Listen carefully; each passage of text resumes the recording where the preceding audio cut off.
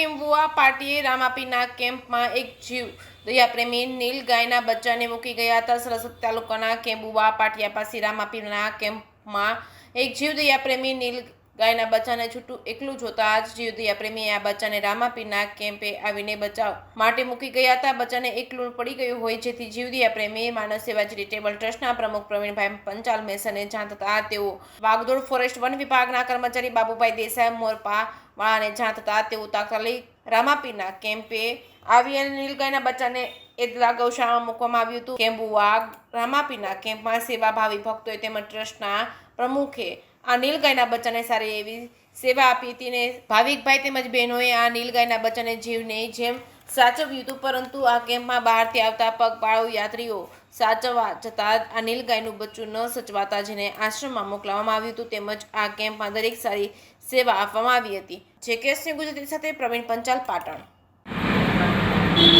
બાબુ તમને જાણ કરી કે આ રોજનું બચ્ચું અહીંયા પડ્યું? પ્રવીણભાઈ પંચાલે ફોન કરતો હા, ઘટના સ્થળે આવી અને બચ્ચાને ગૌશાળામાં એટલા મોકલાઈ એટલા ગૌશાળામાં લઈ જાઓ એમ ને?